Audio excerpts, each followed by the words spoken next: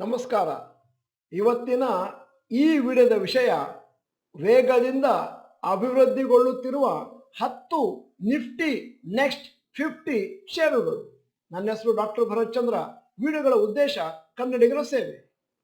Nifty next 50 index ಅಂತಂದ್ರೆ market capitalisation ತಗೊಂಡ್ರೆ Nifty 50ಗಿಂತ immediate ಆಗಿ ಬರುವಂತ ಷೇರುಗಳು. ಈ ಷೇರುಗಳಲ್ಲಿ ಬೇಕಾದಷ್ಟು ಕಂಪನಿಗಳು ಮುಂದಿನ ದಿನದಲ್ಲಿ ಅಭಿವೃದ್ಧಿಯನ್ನು ಕಂಡಾಗ ಅದು ನಿಫ್ಟಿ 50 ಒಳಗೆ ಸೇರ್ಪಡೆ ಆಗುತ್ತೆ. ಕೆಲವು ಕಂಪನಿಗಳು ಚೆನ್ನಾಗಿ ಪರ್ಫಾರ್ಮ್ ಮಾಡದೇ ಇದ್ದಾಗ ಅದು ಮಿಡ್ ಕ್ಯಾಪಿಗೆ ಹೋಗಿ ಸೇರ್ಕೊಳ್ಳುತ್ತೆ ಅಥವಾ ಸ್ಮಾಲ್ ಕ್ಯಾಪಿಗೆ ಹೋಗಿ ಸೇರ್ಕೊಳ್ಳುತ್ತೆ. ಈ ಫೈನಾನ್ಷಿಯಲ್ ಇಯರ್ 2022-23 ಕಂಪೇರ್ ಮಾಡಿದ್ರೆ 21-22ಕ್ಕಿಂತ ಹಲವು ನಿಫ್ಟಿ 50 ಕಂಪನಿಗಳ ರೆವೆನ್ಯೂ ಬಹಳಷ್ಟು ಮೇಲೋಗಿದೆ. ಇವತ್ತು ಆ ಒಂದು ಪಟ್ಟಿಯನ್ನು ನಿಮ್ಮ ಮುಂದೆ ಇಡ್ತಾ ಇದ್ದೇನೆ. Highest growth companies in last 1 year 10 ಕಂಪನಿಗಳು. ಇಂಟರ್ಗ್ಲೋಬ್ ಏವಿಯೇಷನ್ ರೆವೆನ್ಯೂ 2021-22ರಲ್ಲಿ 25,931 ಕೋಟಿ ಇತ್ತು. ಈ ವರ್ಷ ಅದೇ ಸಮಯದಲ್ಲಿ 54,446 ಕೋಟಿ ಆಗಿದೆ.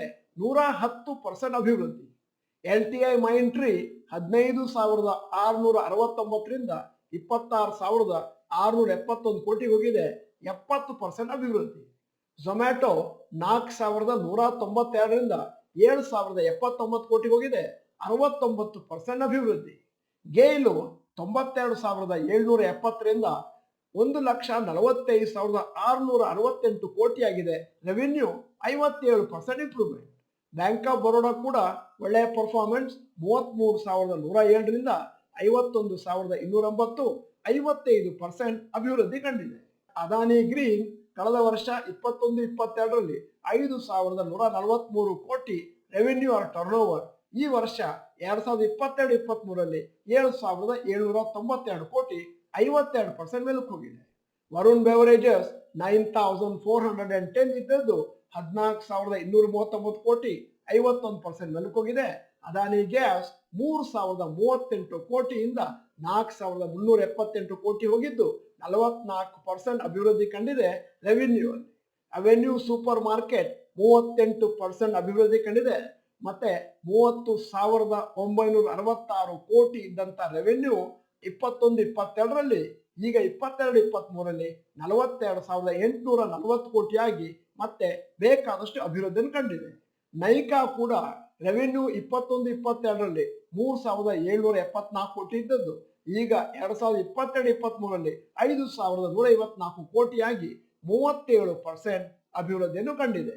ನಾನು ಹೇಳಿದ 10 ಕಂಪನಿಗಳಲ್ಲದೆ ಇನ್ನೊಂದಷ್ಟು ಕಂಪನಿಗಳು ನಿಫ್ಟಿ ನೆಕ್ಸ್ಟ್ 50ಯಲ್ಲಿ ಬೇಕಾದಷ್ಟು ಇಂಪ್ರೂವ್ಮೆಂಟ್ ಅನ್ನು ಕಂಡಿದ್ದಾವೆ.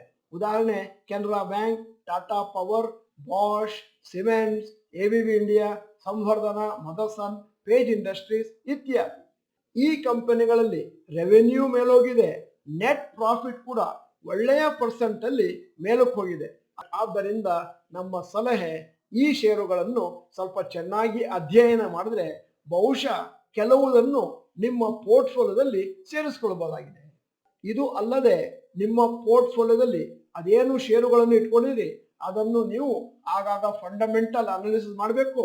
ಮತ್ತೆ ಆ ಶೇರ್ನಲ್ಲಿ ಹಣ ಹಾಕೋದನ್ನ ಮುಂದುವರಿಸಬೇಕೋ ಇಲ್ಲ ನಿಲ್ಲಿಸಬೇಕೋ ಅನ್ನುವಂಥ ಡಿಸಿಷನ್ ಅನ್ನು ತಗೊಳ್ಬೇಕಾಗ್ತದೆ. ಈ ವಿಡಿಯೋದ ಕೊನೆಯಲ್ಲಿ ನಿಮ್ಮ ಜನರಲ್ ನಾಲೆಜ್ಗಾಗಿ ಒಂದು ಪ್ರಶ್ನೆ ಕೇಳ್ತಾ ಇದ್ದೇನೆ. BPL ಮೊಬೈಲ್ ಅನ್ನುವಂಥ ಕಂಪನಿಯ ಫೌಂಡರ್ ಯಾವ ಮಿನಿಸ್ಟರ್ ಅಂತ ಕೇಳ್ತಾ ಇದ್ದೀನಿ. ನಿಮ್ಮ ಮುಂದೆ 4 ಆಯ್ಕೆಗಳು: ನಿತಿನ್ ಗಡ್ಕರಿ, ರಾಜೀವ್ ಚಂದ್ರಶೇಖರ್, S ಜಯಶಂಕರ್ ಅಥವಾ ಜ್ಯೋತಿರಾದಿತ್ಯ M ಸಿಂಧಿಯಾ. ನೀವು ಡಾಕ್ಟರ್ ಭರತ್ ಚಂದ್ರ ಚಾನಲ್ ಮೆಂಬರ್ ಅಲ್ಲ ಅಂತಂದ್ರೆ ಇದೀಗ ಸಮಯ. ಸಬ್ಸ್ಕ್ರಿಪ್ಷನ್ ಬಟನ್, ಬೆಲ್ ಐಕಾನ್ ಒತ್ತಿ. ವಿಡಿಯೋ ಚೆನ್ನಾಗಿದ್ರೆ ಲೈಕ್ ಬಟನ್ ಒತ್ತುವುದನ್ನು ಮರಿಬೇಡಿ. ನಮ್ಮ ನಿಸ್ವಾರ್ಥ ಸೇವೆ ಚೆನ್ನಾಗಿದೆ ಅಂತಂದ್ರೆ ವಿಡಿಯೋನ ಎಲ್ಲಾ ಸ್ನೇಹಿತರಿಗೂ ಫಾರ್ವರ್ಡ್ ಮಾಡಿ. ವಿಡಿಯೋನ ಸಂಪೂರ್ಣವಾಗಿ ನೋಡಿದ್ದಕ್ಕೆ ಧನ್ಯವಾದಗಳು. ನಮಸ್ಕಾರ.